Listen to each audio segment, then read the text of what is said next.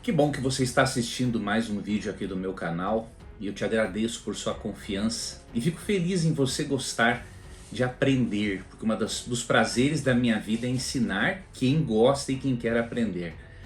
Hoje eu vou falar sobre um assunto que eu creio ser de muita importância, especialmente para quem tem filhos. Games, o que a Bíblia nos ensina sobre eles?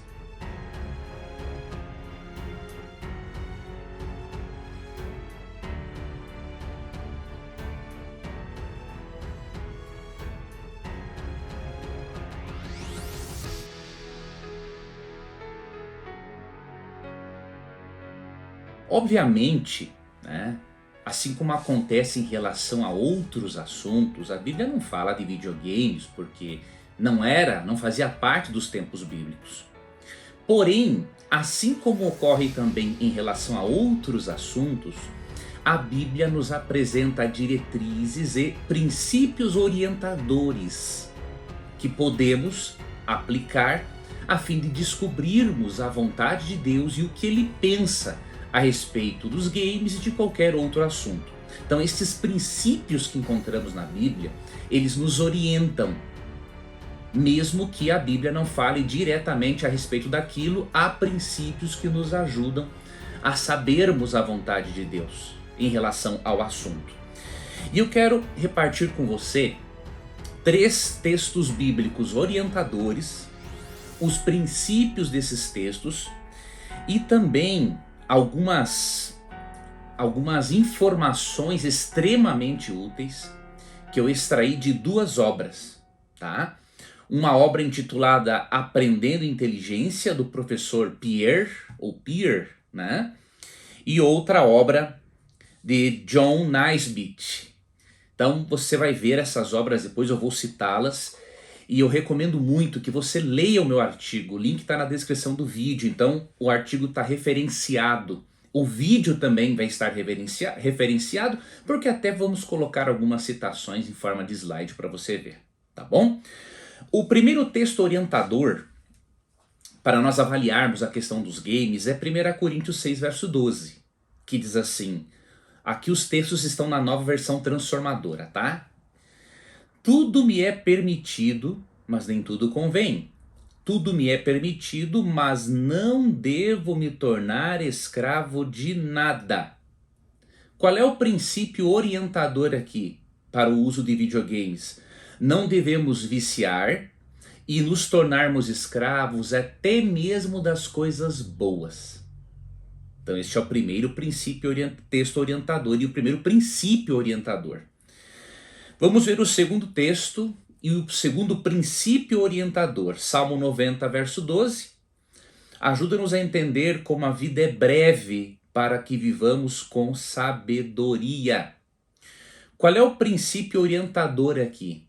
Devemos aprender com Deus que nossa vida é passageira enquanto não estivermos na eternidade. E além disso, tendo consciência na verdade disso, nós viveremos com mais sabedoria, inclusive na administração do tempo. Então vejam, um segundo princípio orientador para você que gosta de videogames.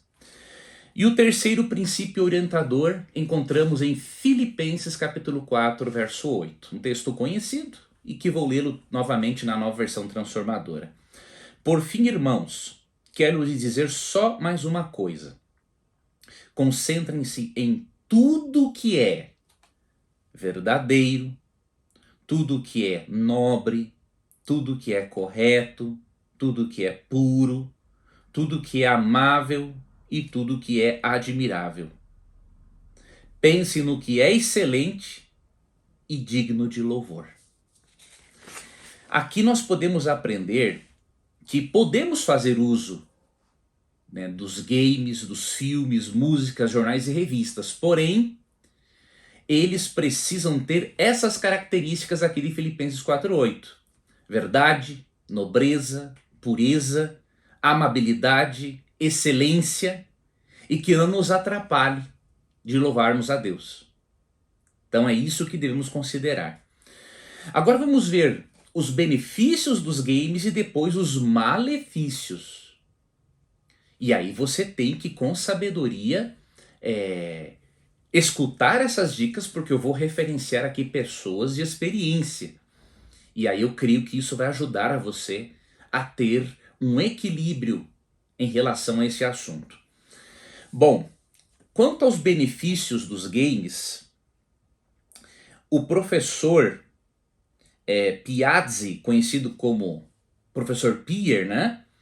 Ele comenta o seguinte: existem alguns jogos que podem até estimular o desenvolvimento de algumas habilidades. Ele dá como exemplo o jogo baseado numa mitologia grega em que existia um personagem chamado Teseu e que ele está à procura de um minotauro. E neste jogo há um labirinto. Então, toda vez que o jogador pode ver o labirinto do jogo e calcular por qual caminho ele deve seguir, né? Isso ajuda a pessoa a desenvolver a inteligência espacial, tá? Mas também existem jogos educativos que trabalham o raciocínio lógico, né? E há também jogos religiosos, e ambos os jogos, tanto educativos quanto religiosos, não é? Possuem, obviamente, benefícios que são evidentes, tá? Agora, existem também malefícios nos games, e eu preciso apontar isso para você. Já que existem malefícios, veja a importância de você ter em mente aqueles 3 textos orientadores, aqueles 3 princípios orientadores que eu passei a você. O de 1 Coríntios 6,12, né? O do Salmo 90, verso 12, e o de Filipenses 4,8. Tendo isso em mente, eu vou apresentar para você agora 4, na verdade, deixa eu ver se são 4 ou 5. Sim, 4 malefícios dos games de acordo com Pierluigi Piazzi, no seu livro Aprendendo Inteligência, Manual de Instruções do Cérebro para Estudantes em Geral, da Aleph Editora, tá? Então, primeiro malefício, assim que eu extraí do livro, né? Os games podem levar a acidentes automobilísticos. Olha que coisa, ele diz que as constantes chances que o jogador tem, isso se ele joga em excesso, tá? Não é jogar uma vez ou outra, que não vai gerar esse problema, mas ele fala do excesso. Quando a pessoa joga em excesso esse tipo de jogo, em que ela tem muitas chances de ultrapassar um adversário numa corrida, e também tem muitas chances de bater, capotar e mesmo assim sobreviver, isso pode formatar a mente para que ela acredite nisso. E aí, quando o indivíduo tira uma carteira de habilitação, na vida real, ele pode continuar dirigindo em alta velocidade, porque isso foi registrado na mente dele. Ele pode dirigir em alta velocidade e mesmo inconscientemente dirigir como se a possibilidade de ocorrerem acidentes fossem muito menores em relação a ele. Então este é um dos perigos apontado pelo professor Piazzi. Outro malefício: os games podem estimular e aumentar a agressividade nas escolas. Ele diz aqui que se o jogo consistir numa missão de combate com matanças desenfreadas, na maioria das escolas, isso contribuirá para o aumento da frequência de brigas entre alunos e um aumento de forma assustadora, tá? Agora eu quero que você preste atenção, mas muita atenção, numas citações que eu vou repartir com você de John Naisbitt. Ele escreveu um livro chamado High-Tech, High-Tuck, ou seja, Alta Tecnologia, Alto Toque. Este livro eu li quando eu estava me formando na faculdade de jornalismo. E eu decidi comprar este livro porque eu havia pego emprestado da minha coordenadora do curso na época, a professora Tânia, né? Faz tempo que eu não a vejo. Um abraço para ela, caso ela esteja me vendo. E eu peguei algumas citações desse livro que são muito sérias acerca dos jogos de violência. Para você ter uma ideia, o professor, na verdade, o autor John Naisbitt, no seu livro High Tech, High Touch, a tecnologia e a High Touch, a tecnologia e a nossa busca por significado, na página 100 ele escreveu o seguinte: nos Estados Unidos, as crianças estão sendo arrastadas para a guerra desde uma idade de cerca de 7 anos. Vamos entender o porquê. O complexo militar industrial contra o qual um presidente no passado, né, advertiu, está se tornando um complexo militar Nintendo, que tem a ver com o jogo, né? Com insidiosas consequências para as nossas crianças e para a nossa sociedade. E eu até destaquei isso aqui, ó. As ações militares norte-americanas assemelham-se a jogos eletrônicos high-tech, enquanto, em nosso próprio solo, estamos testemunhando outra guerra. Os soldados são as crianças, os campos de batalha são suas escolas, e as batalhas assemelham-se aos mesmos violentos jogos eletrônicos que exercitam nossos militares e entretêm nossas crianças. Em síntese, os jogos de violência que muitas crianças, com os quais muitas crianças brincam, eles primeiramente foram preparados para o exército norte-americano, para ajudar aos soldados na guerra, para treinar esses soldados e para também tirar um pouco da sensibilidade quando se mata. Veja para você ver aqui, ó, outra citação dele, só que agora também na página 100, ó. Aqui diz o seguinte: crianças pequenas jogam exatamente os mesmos jogos que os militares norte-americanos utilizam para treinar soldados. As crianças brincam com maior frequência e neles despendem mais horas do que o pessoal militar, mas sem a bem-sucedida disciplina que acompanha o treinamento de um bom soldado. Então veja, há diferenças, né? O jogo está se tornando mais parecido com a guerra e a guerra está se tornando mais parecida com o jogo. E depois, Naisbitt cita um general do exército e olha o que esse general disse: eu acho que é assustador. Fico muito apreensivo com essa dissociação da realidade num jogo Nintendo. Os garotos estão aí fora, retalhando pessoas até a morte e explodindo pessoas. E aí o autor conclui: se a simulação por computador levou os militares norte-americanos a um novo nível de profissionalismo, como o mesmo treinamento afeta uma criança? E aí ele responde, ó: a Sociedade Americana de Pediatria relata que cerca de 1000 estudos confirmam uma correlação entre o comportamento agressivo em crianças e a violência na mídia. A grande maioria desses estudos conclui que há uma relação causa e efeito entre violência na mídia e violência na vida real. Terceiro malefício dos games: levam à má administração do tempo. O tempo é um dos dons que Deus nos deu para administrarmos, juntamente com nossos talentos, com o nosso dinheiro, com o nosso corpo, né?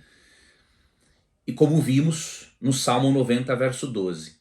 E o desejo de Deus é que ao administrarmos o tempo, né, aproveitemos ao máximo a vida e as oportunidades que Ele nos dá ao longo da vida. E além de Deus pedir contas daquilo que fizemos com o nosso corpo, como diz 2 Coríntios 5, verso 10, Ele vai pedir contas do uso que fizemos do tempo. Então nós precisamos aprender a administrar o tempo. E os games, se não houver um controle, se não houver uma assessoria dos pais, eles vão contribuir para que os filhos não aprendam a administrar o tempo deles. E aí o que a Bíblia diz sobre isso? Vou ler aqui Provérbios 6, versos 6 a 9, verso 11. Ó. Aprenda com a formiga, preguiçoso. Observe como ela age e seja sábio. Embora não tenha príncipe, nem autoridade, nem governante, ela trabalha duro durante todo o verão, juntando comida para o inverno. Ou seja, a formiga sabe administrar o seu tempo. Mas você, preguiçoso, até quando dormirá? Quando sairá da cama? A pobreza o assaltará como um bandido. A escassez o atacará como um ladrão armado. Quarto malefício dos games. Os games podem causar uma fuga da realidade. Isso é muito sério. De acordo com o professor Piazzi, a vítima sai gradativamente do mundo real, prendendo-se no mundo virtual com outras regras, outros valores e até outras leis físicas. Enfim, em resumo, o que o autor diz? Essa perda da sensação da realidade vai transformando a vítima num autista cibernético, cada vez mais fechado no mundo interior. Você não percebe isso em muitos jovens e em muitos adolescentes? Eles estão realmente se fechando no mundo interior deles e se tornando, diríamos assim, nas palavras de Piazzi, autistas cibernéticos. Concluindo, não há um porquê de proibir os filhos e nem o seu marido de jogarem, de terem videogames. Agora, há muitos porquês para você assessorar e orientar os filhos na escolha dos jogos. Percebeu? Não há um porquê para você proibir os games, mas há vários porquês para você assessorar e orientar os seus filhos na escolha dos jogos, porque eles influenciam em muito a mente e o comportamento. E além disso, com essa sua assessoria, seus filhos vão entender o que está em Eclesiastes 3, verso 1. Há um momento certo para tudo, um tempo para cada atividade debaixo do céu. Seu filho precisa aprender que há tempo para os games, há tempo para ler livros, há tempo para atividade física, há tempo de conversar com as pessoas, há tempo de brincar, há tempo de divertir-se, há tempo de estudar. Então, com o seu assessoramento, com a sua educação, você vai ensinar, vai educar o seu filho a fazer isso.